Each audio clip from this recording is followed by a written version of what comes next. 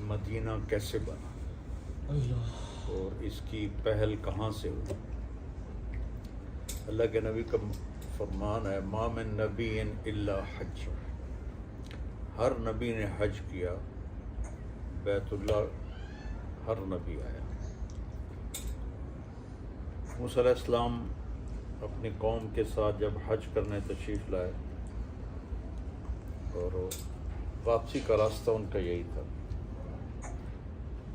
تو ان کے صحابہ میں 3 شخص تھے، ایک کا نام تھا قریظہ، ایک کا نام تھا قینقاع، ایک کا نام تھا نذیر، ذوات کے ساتھ۔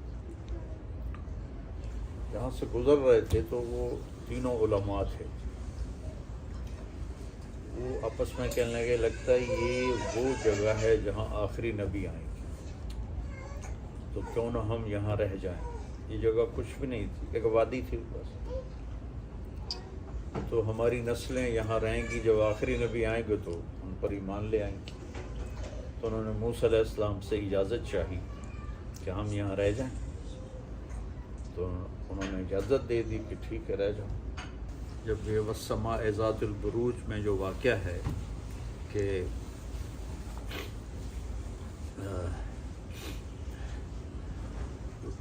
یہودی بادشاہ تھا یمن میں، جس نے عیسائی مذہب قبول کرنے پر آگ میں جلا دیا تھا لوگوں کو، قتل اصحاب الاخدود النار ذات الوقود۔ تو کچھ قبائل یہود وہاں سے خیبر گئے، بنو قریظہ یہاں آباد ہو گئے۔ جب قوم سبا پہ عذاب آیا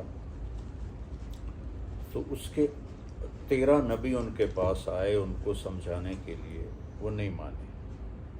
تو وہ ڈیم میں نے دیکھا تھا یمن میں، جب میں گیا تھا 8 گھنٹے کا سفر کر کے میں وہاں پہنچا تھا، اور راستے میں قبائلی لڑائیاں، جگہ جگہ وہ کلاشن کوفیں، بڑا خوفناک ماحول تھا، لیکن میں نے کہا دیکھنا ضرور ہے۔ وہ جا کے ڈیم دیکھا، جو نہریں نکالی تھیں وہ دیکھیں، تو وہاں سے یمنی قبیلے 2 وہ نکل پڑے کہ لگتا ہے کچھ ہونے والا ہے۔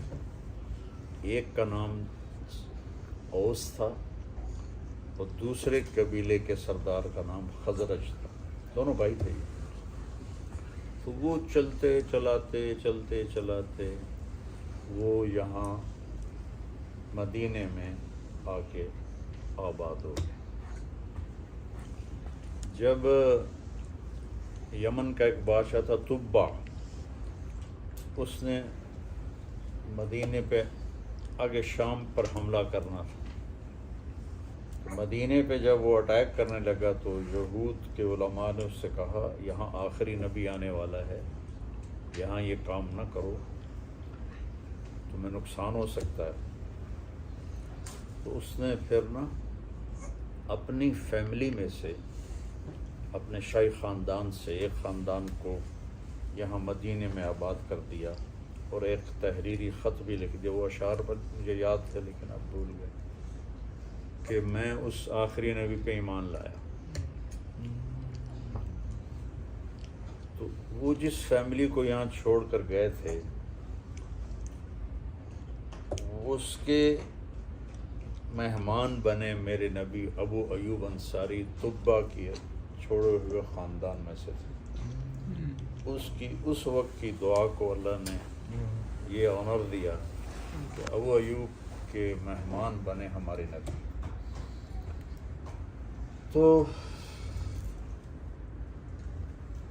اوس و خزرج کو آپس میں لڑا کر یہ تینوں یہودی قبیلے مال بناتے تھے، ان کو سود پہ پیسے دیتے تھے، ان سے یہ مال بناتے تھے۔ تو اللہ تعالیٰ نے آخری نبی کو مبعوث فرمایا، تو 10 سال ہو گئے آپ کو دعوت دیتے، کوئی ایمان نہیں لایا سوائے 150 آدمی۔ تو نبوت کے 10ویں سال آپ مینا میں حج کے دنوں میں مینا میں گشت کرتے تھے، جیسے ہم تبلیغی دوست گشت کرتے ہیں۔ تو کوئی میری بات سن کے مان لیا، تو ایک جگہ سے گزرے تو کچھ لوگ نوجوان وہاں بیٹھے ہوئے آگ روشن کر کے ذرا روشنی کے لیے بیٹھے ہوئے۔ آپ نے دیکھا سارے نوجوان ہیں، تو آپ ان کے پاس گئے، میری بات سنو گے؟ وہ کہنے لگے تم کون ہو؟ کہا میں اللہ کا نبی ہوں۔ تو وہ ایک دوسرے کو دیکھنے لگے، وہ کہنے لگے یار وہ یہودی باتیں کرتے ہیں کہ ایک نبی آنے والا ہے، کہیں یہ وہ نہ ہو؟ تو آؤ اس کی سنیں۔ تو وہ تھے ابو الحسن بن تیہان، عبداللہ بن رواحہ، سعد بن الربیع، اسعد بن زرارہ، نعمان بن حارثہ، یہ وہ وہاں بیٹھے ہوئے تھے۔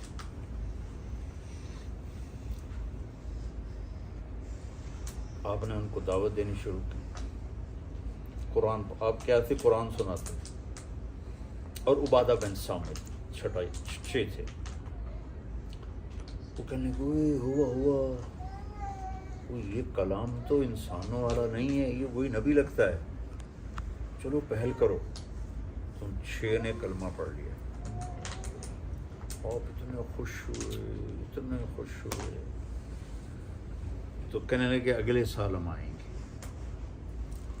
تو اگلے سال آپ نے مینا میں ان سے ملاقات کی، تو 12 لوگ تھے، ان میں یہ 6 پورے نہیں تھے، 3-4 یہ تھے اور باقی دوسرے لوگ تھے، 12 تھے، جس کو بیعت عقبہ الاولیٰ کہتے ہیں، پہلی بیعت۔ تو انہوں نے کہا یا رسول اللہ ہم اب اگلے سال آئیں گے۔ تو مینا تو اب انہوں نے سارا حاجیوں کے لیے پہاڑ ہٹا دیے، تو ترکوں نے وہاں ایک مسجد بنا دی تھی، وہ نظر آتی ہے پرانی طرز کی۔ یہ وہ جگہ ہے جو پہاڑوں میں ایسے گھری ہوئی تھی، اور اس میں وہ خفیہ طور پہ رات کو چپکے سے اٹھ کے جمع ہوئے۔ ان کے سرداروں کو بھی نہیں پتا کہ یثرب کے کچھ لوگ ادھر گئے ہیں۔ تو آپ کے ساتھ حضرت عباس رضی اللہ تعالیٰ عنہ کو اپنے ساتھ لیا۔ تو پہلے حضرت عباس نے بات کی، دیکھو بھائی یہ میرا بھتیجا ہے، وہ ابھی انہوں نے ایمان نہیں لائے تھے، ہم اس کی حفاظت کر رہے ہیں، اس کے دشمنوں سے اس کو بچا رہے ہیں، اگر اسے لے جا کر اس کی حفاظت کر سکتے ہو تو پھر لے جاؤ، اور اگر نہیں کر سکتے تو ابھی چھوڑ دو۔ تو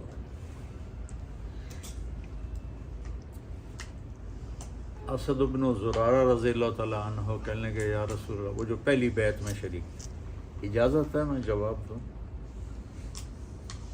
اور آپ کے چچا کی اس میں کوئی توہین بھی نہیں ہوگی؟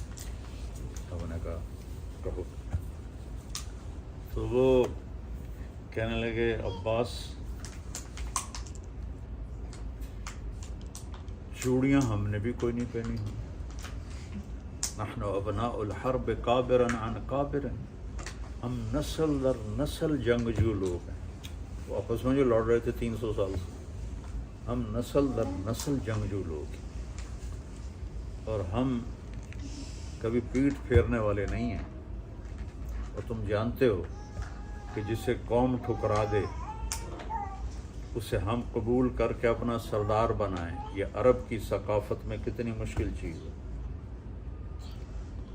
تو اگر ہم نے اتنا بڑا فیصلہ کر لیا ہے تو آگے بھی ہم حفاظت کر کے دکھائیں گے۔ تو کہنے لگے یا رسول اللہ کیا شرائط ہیں آپ نے فرمایا تطیعون فی المنشط والمکرہ، ہر حال میں میری اطاعت کرو گے، جی چاہے یا نہ چاہے، خوشی کے ساتھ یا ناگواری کے ساتھ میری مانو گے، تنفقون علی فی العسر والیسر، تنگی میں اور خوشحالی میں میرے اوپر خرچ کرو گے،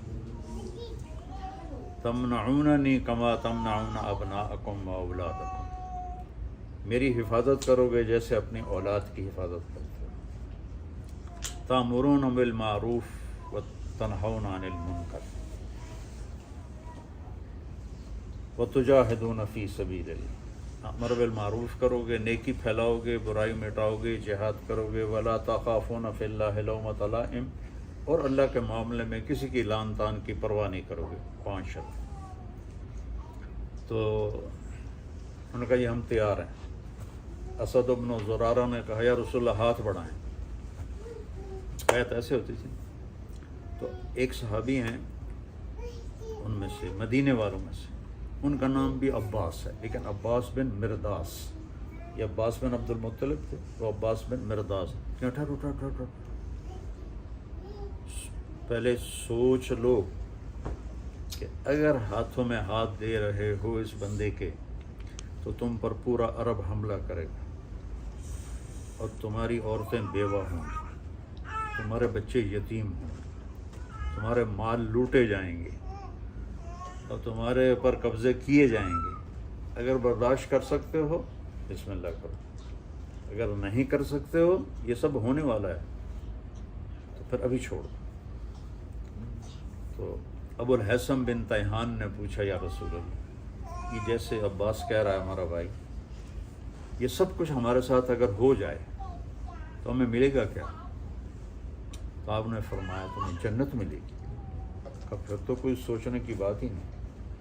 تو اسد بن زرارہ، ابو الحسن بن تیہان، دونوں میں ہوئی دوڑ کہ کون پہلے ہاتھ دیتا ہے۔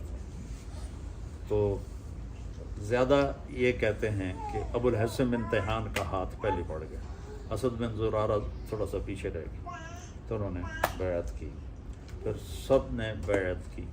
حضرت ام منی اور ام عمارہ بھی آگے بڑھیں، کہا نہیں میں عورتوں کو ایسے ہاتھ میں ہاتھ نہیں دیتا، تمہاری ویسے ہی بیعت ہوگی۔ تو عبداللہ بن رواحہ کہنے کہ یا رسول اللہ کر دیں حملہ مکے پر ہم؟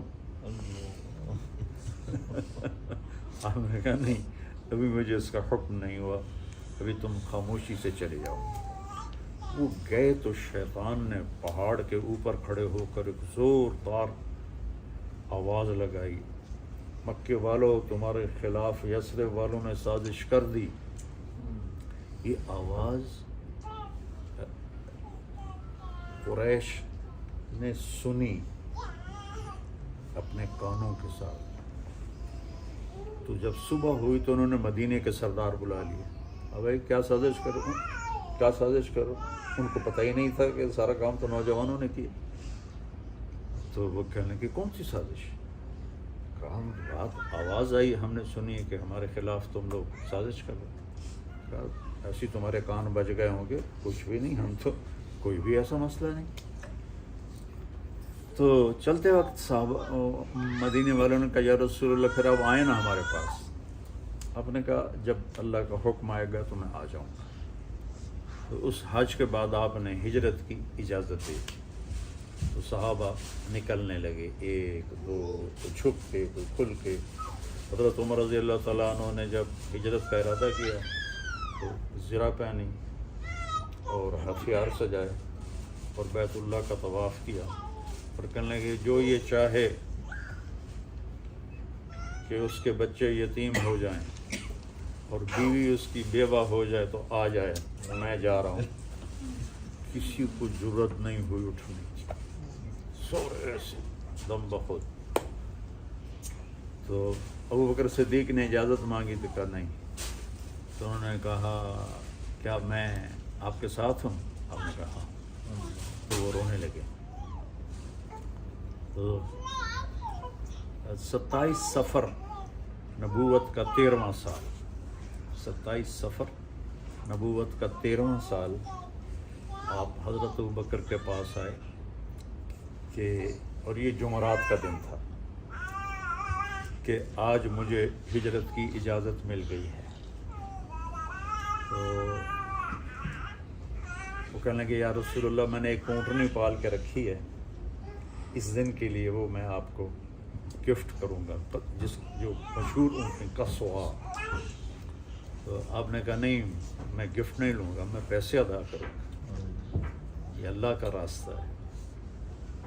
तो इधर कुरैश का आपस में मशवरा हो रहा था, भाई हम इस तंग हो गए शख्स से, तो उसका किस्सा निपटाएं, क्या करें। कोई कहे इसको कैद कर दो, तो शैतान भी बीच में बैठा हुआ था, इंसानी शक्ल में, इब्लीस। तो कोई कहे इसे कैद कर दो, बनो हाशिम खड़े हो जाएंगे। कोई कहे इसे मक्के से निकाल दो, का या दूसरी जगह डेरा लगा के अपना काम शुरू कर दो। तो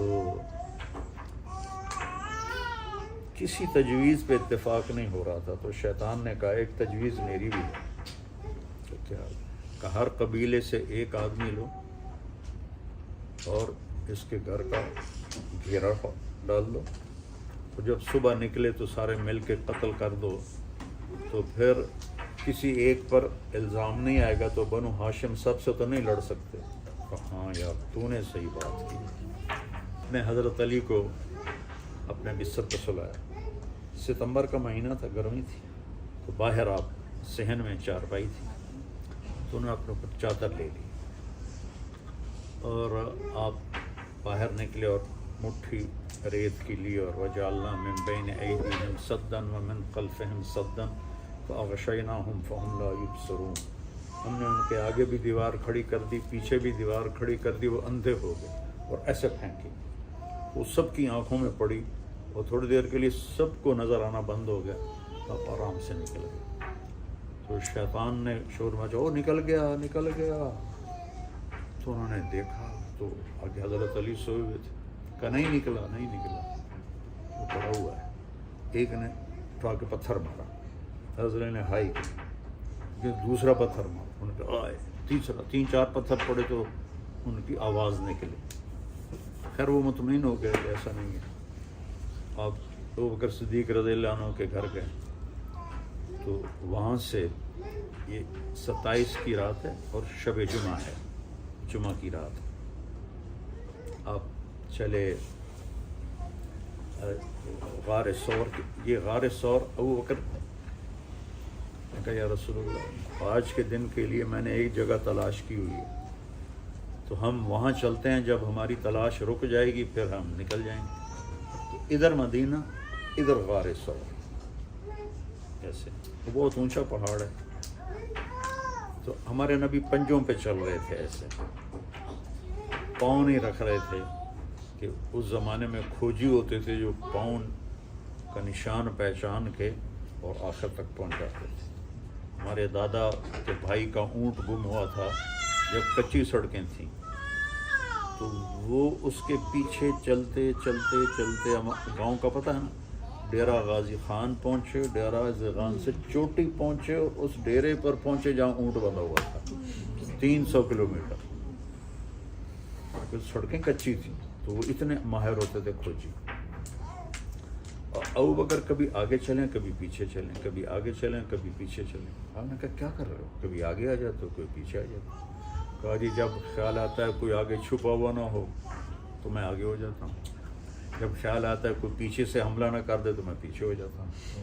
तो आपने उनको दुआ दी। तो जब आप पहाड़ पे चढ़ने लगे तो कुछ 3 किलोमीटर का सफ़र था, तो पंजों पर चलते चलते प्रेशर आकर कंकरियाँ चुभ चुभ के अंगुलियाँ ज़ख्मी हो गईं, तो वो जम नहीं रही थी चढ़ाई पर। तो बकर सिद्दीक़ ने आपको अपनी कमर पे उठाया और पूरे पहाड़ तय करके ऊपर पहुँचे। तो मक्के में जाके देखना आप लोग को, तो आपको बाहर बिठा दिया और खुद अंदर घुस गया। اندھیرا تھا، چاند کی روشنی تو تھی نہیں، 27 کی رات تھی، تو ٹٹول کے سارے سوراخ بند کیے، پھر سوراخ باقی تھے تو اپنی پگڑی اتار کے پھاڑ کے بند کی، پھر بھی سوراخ باقی رہ گیا تو اپنا کرتا اتارا اور پھاڑ کے سوراخ بند کیے، ایک باقی رہ گیا وہ جس میں سانپ تھا، اس پہ اپنی ایڑی رکھ، کہا یا رسول اللہ آ جائیے۔ اندھیرے میں آپ کو نہیں پتہ چلا کہ ابو بکر نے کیا کیا؟ جب تھوڑی صبح ہوئی، روشنی ہوئی تو دیکھا ابو بکر کے نام پگڑی نہ کرتا، کہا ابو بکر یہ کیا؟ کہا یا رسول اللہ یہ سارے سوراخ تھے، مجھے ڈر لگا کوئی چیز اس میں نقصان دینے والی نہ ہو، اس لیے میں نے کرتا پھاڑ کے پگڑی پھاڑ کے یہ سارا بند کیا ہے۔ تو ایک دم ہمارے نبی کے آنسو نکل آئے، رونے لگے، کہ یا اللہ میں ابو بکر سے راضی ہوں، تو بھی اس سے راضی ہو جا اور اسے جنت میں میرا ساتھی بنا جا۔ تو ایک دم جبریل آئے اور کہنے لگے یا رسول اللہ، اللہ تعالیٰ خوشخبری دے رہے ہیں کہ ہم ابو بکر سے راضی ہو گئے اور جنت میں آپ کا ساتھی بنا دیا۔ تو آپ کے بیٹے تھے عبداللہ بن ابو بکر، وہ